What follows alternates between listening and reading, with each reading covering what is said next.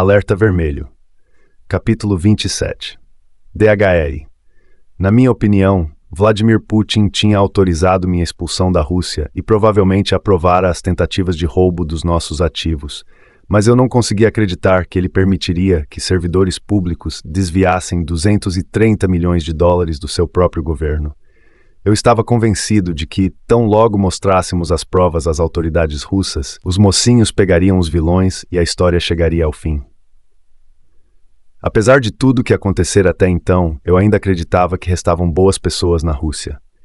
Portanto, em 23 de julho de 2008, começamos a protocolar denúncias detalhadas da fraude das restituições em todas as agências regulatórias e autoridades policiais competentes do país. Também passamos a história para o The New York Times e para o veículo independente mais proeminente da Rússia, o Vedomosti. Os artigos publicados foram explosivos, e a história repercutiu rapidamente tanto na Rússia quanto no exterior. Vários dias depois de o caso vir a público, fui convidado pela Echo Moscow, a principal emissora independente de rádio do país, para dar uma entrevista de 45 minutos, por telefone. Aceitei e, em 29 de julho, ao vivo, apresentei metodicamente toda a saga, as operações policiais de busca e apreensão, o roubo das nossas empresas, as sentenças fabricadas, o envolvimento de ex-condenados, a conivência da polícia e, o mais importante de tudo, o roubo de 230 milhões de dólares de dinheiro do contribuinte. O entrevistador, Matvei Ganapolsky, ficou perceptivelmente chocado, apesar de seus muitos anos de experiência como repórter cobrindo a venalidade e a corrupção na Rússia. Quando terminei, ele disse: "Se nossa transmissão não foi tirada do ar, é provável que amanhã sejam feitas algumas prisões." Eu achava o mesmo, mas nada aconteceu. As horas passaram, se transformaram em dias, mas sem novidades. Os dias passaram, se transformaram em semanas e ainda nada. Era difícil acreditar que uma denúncia de desvio tão grande de dinheiro público não ensejaria reação alguma. Até que um dia houve sim uma reação, mas não aquela que eu estava esperando. Em 21 de agosto de 2008, durante um dia anormalmente parado e quente de verão em Londres, o telefone no meu escritório começou a tocar. O primeiro foi Sergei, ligando do escritório Firestone Duncan. Em seguida, foi Vladimir Pastukov, ligando de casa. Por último, foi Eduard, de sua dacha nos arredores de Moscou. Os três deram a mesma notícia. Havia uma equipe do Ministério do Interior da Rússia no escritório de cada um deles dando uma batida. O relato de Eduard era o mais perturbador. A DHL havia entregado um misterioso pacote para ele às 16h56, quando ele não estava no escritório. Menos de meia hora depois, um grupo numeroso de policiais apareceu no escritório para fazer uma busca. Assim que começaram a operação, acharam o pacote da DHL e o apreenderam. Com o pacote em mãos, concluíram a batida e foram embora. É óbvio que o episódio inteiro foi forjado a partir da entrega do misterioso pacote. Felizmente, a secretária de Eduard tivera a esperteza de fazer uma cópia do conhecimento aéreo e o transmitiu por fax para nós. Ficamos chocados quando entramos no site da DHL. Digitamos o número do conhecimento e constatamos que o endereço do remetente era Grafton House, 23 Golden Square, Londres WEF 9HR. Era o nosso endereço de Londres. É claro que o pacote não tinha sido realmente enviado por nosso escritório. O conhecimento aéreo, no entanto, indicava que fora despachado de um depósito da DHL da região sul de Londres. Imediatamente avisamos a polícia metropolitana e explicamos a história. Ainda naquele dia, algumas horas depois, entrou empertigado em nosso escritório o sargento investigador Richard Norton, um jovem policial vestindo jaqueta de couro e usando óculos de aviador. Apresentei-me a ele e perguntei se conseguira descobrir quem havia despachado o pacote. Ele deu de ombros e tirou um DVD do bolso da jaqueta. "Não, mas tem as imagens das câmeras de circuito interno da agência Lambeth, da DHL. Talvez vocês consigam identificar quem são as pessoas." Levei-o até minha mesa de trabalho e fiquei esperando, acompanhado por Ivan e Vadim, que ele introduzisse o disco no meu computador. Com o mouse, ele abriu o arquivo e adiantou as imagens em baixa resolução do vídeo, com pessoas entrando e saindo da agência de despacho da DHL. A certa altura, ele ajustou a exibição para a velocidade normal e disse: "Aqui está." Vimos dois homens com feições características do leste europeu chegarem à DHL. Um deles carregava uma sacola plástica com a logo de uma loja de departamentos de Kazan, no Tartaristão. A sacola estava cheia de papéis. O homem transferiu esses documentos para uma caixa da DHL e a fechou, enquanto o outro preencheu o formulário de conhecimento de despacho e pagou em dinheiro vivo para que fosse enviado ao escritório de Eduardo. Quando terminaram, viraram, ficando de costas para a câmera, e saíram do quadro. Quando acabou, Norton perguntou se reconhecíamos algum dos dois. Olhei para Vadim e Ivan. Ambos balançaram a cabeça. Não reconhecemos, respondi. Bem, se me derem o nome das pessoas que estão criando problemas para vocês na Rússia, posso checar as relações de passageiros que embarcaram em voos nos aeroportos de Heathrow e Gatwick na última semana para ver se encontramos alguma coisa. Eu não estava muito esperançoso, mas lhe demos uma lista de nomes e ele foi embora. De qualquer forma, eu não estava com tempo para ficar pensando na DHL, uma vez que as autoridades russas estavam agindo depressa. Além de dar batidas nos escritórios dos nossos advogados, eles também intimaram Vladimir e Eduardo a comparecer à sede de Kazan do Ministério do Interior 3 dias depois, um sábado, para um interrogatório. A intimação não apenas era ilegal, advogados não podem ser intimados a testemunhar sobre seus clientes, como também era aterradora. A polícia de Kazan tinha fama de ser uma das mais medievais e corruptas da Rússia. Perto deles, os policiais do filme O Expresso da Meia-Noite eram como animadores de um parque infantil. Os sujeitos que lá trabalhavam eram conhecidos por torturar presos, inclusive sodomizá-los com garrafas de champanhe para extrair confissões.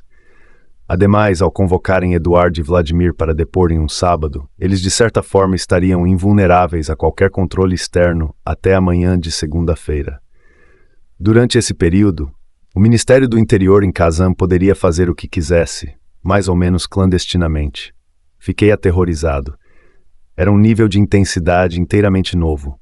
Eu havia tirado da Rússia Ivan, Vadim e outras pessoas do Hermitage, justamente para evitar esse tipo de coisa. Mas nunca, nem nos meus piores pesadelos, imaginaria que meus advogados pudessem se transformar em alvos. Devido à saúde frágil de Vladimir, a possibilidade de ele ser preso me preocupava ainda mais. Telefonei imediatamente. Vladimir, estou preocupado com você, disse ansioso. No entanto, ele se mantinha estranhamente tranquilo. Lidava com a situação como se fosse um problema acadêmico que poderia examinar e analisar, não algo que estivesse de fato acontecendo com ele. Não se preocupe, Bill. Como advogado, tenho algumas prerrogativas. Eles não podem me intimar a depor. Falei com a Ordem dos Advogados de Moscou e eles vão responder em meu nome. Não há a menor chance de eu ir para Kazan. Vamos supor, por pelo menos um segundo, que você esteja errado e que eles vão levá-lo mesmo assim. Devido ao seu estado de saúde, você não sobreviveria nem uma semana na cadeia. Mas, Bill, é simplesmente ultrajante demais. Eles não podem começar a perseguir advogados. Continuei impassível. Ouça, Vladimir, foi você quem convenceu Vadim a escapar no meio da noite 2 anos atrás. Agora é sua vez. Pelo menos venha até Londres para podermos conversar pessoalmente. Ele fez uma breve pausa. Vou pensar no assunto. Vadim teve uma conversa similar com Eduardo, que também não tinha intenção de ir embora. Ambos os advogados sabiam que as intimações eram ilegais e tinham fundamentos sólidos para refutá-las, de forma que nenhum dos dois compareceu ao interrogatório. Chegou o sábado e nada aconteceu. Tampouco no domingo. Na segunda de manhã, liguei para Vladimir. Ótimo. Você sobreviveu ao fim de semana e teve tempo suficiente para pensar. Quando você vem para Londres, não sei se vou. Todo mundo me disse a mesma coisa. Sair da Rússia seria a pior coisa que eu poderia fazer. Pareceria que sou culpado de alguma coisa. Além disso, minha vida está aqui. Todos os meus clientes. Não posso simplesmente me levantar e ir embora, Bill. Eu entendia sua relutância, mas sentia que o perigo que ele corria ficando na Rússia estava atingindo níveis preocupantes. As pessoas por trás de tudo aquilo eram criminosos e agiam como se tivessem controle total sobre a polícia. Mas, Vladimir, se eles armarem contra você, não vai fazer diferença ser inocente ou culpado. Você precisa ir embora daí. Se não para sempre, pelo menos até a temperatura baixar. Você continuar aí é uma loucura. Apesar dos meus argumentos lógicos, ele se manteve irredutível na decisão de ficar, até me ligar naquela quarta-feira, aparentando muito menos confiança. Bill, acabei de receber nova intimação de Kazan. Liguei para o investigador que a assinou e lhe disse que era ilegal. Ele respondeu que se eu não aparecesse, me levariam coercitivamente. Tentei lhe explicar a respeito do meu estado de saúde, mas ele não quis ouvir. O cara falava como um mafioso, não como um policial. Bem, será que agora... E isso não é o pior, Bill. Devido a todo esse estresse, tive um problema no olho ontem à noite. É como se eu tivesse uma bola de fogo dentro da cabeça. Preciso ver meu médico urgentemente, mas ele está na Itália. Então vá para a Itália. Eu vou assim que estiver bem o suficiente para voar. Soubemos depois, naquele mesmo dia, que Eduardo também tinha recebido uma segunda intimação. Ele achou que a ordem dos advogados de Moscou conseguiria anular seus efeitos, mas novamente não foi possível.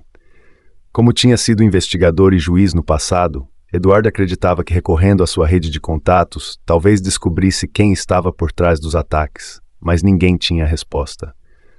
Um a um, eles lhe diziam: Eduardo, até entender muito bem o que está acontecendo, é melhor você desaparecer. Pela primeira vez na vida, Eduardo estava fora de sua zona de conforto. Era o tipo de pessoa a quem todo mundo procurava para pedir ajuda, não o contrário. Atuando desde 1992 como advogado criminalista e tendo representado uma vasta gama de clientes, era um dos advogados russos com melhor histórico de vitórias nos tribunais. Contudo, mesmo conhecendo como poucos os meandros do sistema legal, ele não sabia como desaparecer. Por sorte, muitos de seus ex-clientes sabiam e, quando tomaram conhecimento dos problemas dele, se ofereceram para ajudar. Em 28 de agosto de 2008, uma quinta-feira, 2 dias antes da data marcada pelas autoridades para seu depoimento em Kazan, Eduardo ligou para Vadim. Talvez vocês fiquem sem ter notícias minhas por um tempo. Se isso acontecer, não se preocupem. Vai ficar tudo bem comigo. Vadim perguntou o que isso significava, mas Eduardo o interrompeu. Tenho que ir agora, disse antes de desligar. Depois desse telefonema, Eduardo tirou a bateria do celular e foi para casa, perto da estação Vorobyov-Gory, no sul de Moscou. Ele sabia que estava sendo vigiado havia várias semanas. As pessoas que o seguiam nem se preocupavam em disfarçar. 2 homens em um carro estacionado em frente ao seu prédio, constantemente observando seu apartamento. Era assustador, porque ele não sabia se eram da máfia russa ou da polícia. Mas não importava, já que ele não fazia nenhuma questão de descobrir. Depois de um rápido jantar, Eduardo e a esposa saíram para sua habitual caminhada noturna. O pessoal que os monitorava não se preocupou em segui-los, porque todas as noites o casal saía para caminhar e sempre voltava. De mãos dadas, foram andando lentamente ao longo da rua larga por quase 1 quilômetro. Mas em vez de dar meia volta no ponto costumeiro, Eduardo segurou firme a mão da esposa e os dois atravessaram a rua. Do outro lado, um grande Audi 8 sedã preto com vidros escuros o esperava. A esposa de Eduardo sabia que a situação do marido tinha se complicado, mas nem suspeitava do seu plano. Ele se virou para ela, segurou-a pela mão e disse: Agora é a hora. Naquela noite, Eduardo desapareceria. Ela o agarrou pelos ombros e se aproximou para lhe dar um beijo. Não sabiam quando voltariam a se ver.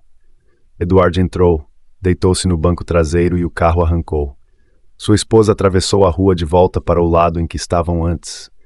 Afundou as mãos nos bolsos e sentiu as lágrimas brotarem. Ela não notou que o pessoal que os vigiava se alarmou. As sentinelas levaram algumas horas para juntar os pontos e entender o que tinha acontecido. Por volta da meia-noite, 3 pessoas apareceram no apartamento querendo saber de Eduardo. Sua esposa não tinha ideia de onde ele estava e lhes disse exatamente isso. Se Eduardo, com todas as suas conexões e conhecimento de leis criminais, tinha decidido se esconder em busca de proteção, não havia dúvida de que Vladimir, um acadêmico com graves deficiências físicas, tinha que sair da Rússia imediatamente. Liguei para ele, irritado porque ainda estava em Moscou. Vladimir, Eduardo já fugiu. O que você está esperando? Bill, lamento, mas ainda não estou suficientemente bem para viajar. No entanto, admito que seus argumentos são muito válidos. Não entendi direito o que ele quis dizer com isso, e ele se recusou a me explicar melhor, mas fiquei com a impressão de que ele decidira ir embora. Era o que eu esperava, claro. Estava convicto de que, quando ele e Eduardo faltassem ao depoimento em Kazan no sábado, em atendimento à segunda intimação, os policiais corruptos emitiriam uma ordem de prisão contra ambos. O que Vladimir não podia me contar era que estava avaliando as melhores opções para sair da Rússia.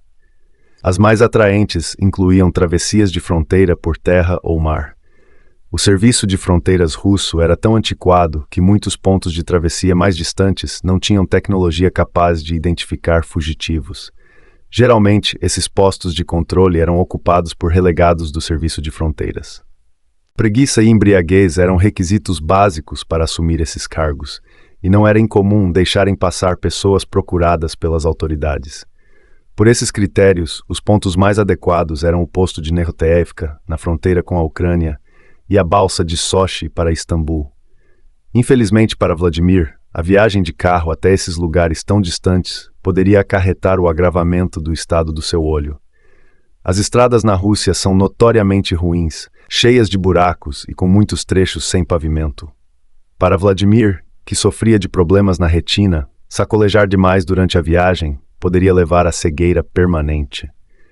Depois de rejeitar essas alternativas, ele identificou a única oportunidade que poderia funcionar. As férias de verão russas terminariam em 31 de agosto, um domingo. Hordas de viajantes estariam entrando e saindo do país. Vladimir tinha esperança de que, em meio a esse caos, os agentes do Serviço de Fronteiras não teriam condições de checar direito todos os passaportes. Era um tiro no escuro, e qualquer pessoa sem limitações de saúde a descartaria de antemão. Mas Vladimir não poderia se dar a esse luxo. Chegou o dia 30 de agosto, sábado, a data em que Eduardo e Vladimir viriam comparecer para depor em Kazan. Sobressaltado, passei o dia com os nervos à flor da pele, temendo que a qualquer momento a esposa de Vladimir ligasse para dizer que eles vieram prendê-lo. Entretanto, não recebi nenhuma ligação da Rússia. Tive vontade de ligar logo cedo no domingo, mas não o fiz para não levantar suspeitas e alertar quem estivesse grampeando o telefone de Vladimir de que ele ainda estava lá. Naquele mesmo dia, Vladimir, a esposa e o filho compraram passagens para o voo da Alitalia, que partia às 11 da noite de Moscou, aeroporto Sheremetyevo para Milão. Às 16h40 saíram de casa levando apenas uma bagagem de mão. Diferentemente de Eduardo, não havia figuras sinistras a vigiá-lo. Pegaram um táxi para o aeroporto e, devido ao tráfego intenso de fim de verão, levaram 2h30 para chegar. Às 7 da noite estavam na fila do check-in. No aeroporto reinava o caos. Gente em todos os cantos, ninguém respeitando as filas, malas imensas atravancando a passagem nos corredores. Diante da possibilidade de grupos inteiros de passageiros perderem seus voos, os ânimos estavam cada vez mais exaltados. Era exatamente esse o cenário que Vladimir desejava encontrar. Levaram mais de 1 hora para fazer o check-in.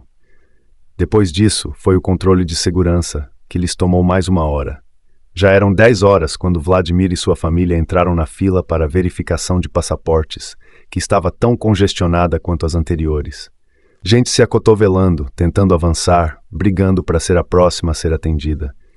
Quando Vladimir e a família chegaram enfim à ponta da fila e se preparavam para ser atendidos, a ficha caiu para ele. Se aquilo não desse certo, ele provavelmente seria preso. E se fosse preso, provavelmente morreria na cadeia. Não seria exagero afirmar que, para Vladimir, essa travessia de fronteira, normalmente algo trivial, era uma questão de vida ou morte naquele momento. Faltando menos de 40 minutos para o avião decolar, Vladimir e a família cruzaram a linha vermelha marcada no piso e se dirigiram à cabine do agente de fronteiras, um jovem com bochechas coradas, olhos brilhantes e uma lâmina de suor na testa. Documentos, disse ele, sem desviar os olhos da tela do computador. Vladimir pegou os passaportes e os cartões de embarque na bolsa. O aeroporto está uma loucura hoje, né? Disse ele, tentando demonstrar tranquilidade. O agente resmungou algo incompreensível, olhou para Vladimir com o senho franzido, esperando pelos documentos. Vladimir os entregou. Aqui estão. O agente provavelmente já tinha checado mais de 500 documentos só naquele dia. Normalmente, oficiais do Serviço de Fronteiras são meticulosos ao processar passaportes. Inserem todos os detalhes no computador, esperam o resultado e só então liberam o viajante. No entanto, se tivessem mantido o rigor num dia como aquele, haveria atrasos de 12 horas e metade dos passageiros teria perdido seus voos. Sem seguir a rotina normal de procedimentos, o agente pegou o carimbo, folheou cada um dos passaportes, apôs os carimbos vermelhos de saída do país e devolveu tudo para Vladimir. Próximo! Gritou ele em seguida. Vladimir deu o braço para o filho e os três se afastaram. Chegaram ao portão de embarque apenas 15 minutos antes de fecharem as portas. Embarcaram, tomaram seus assentos, apertaram os cintos e fizeram preces de agradecimento. O avião se afastou do terminal e decolou. Poucas horas depois, estavam na Itália. Ele me ligou assim que aterrissaram, já tarde da noite. "Bill, estamos em Milão!" exclamou. Vladimir estava a salvo e há tempos eu não me sentia tão aliviado.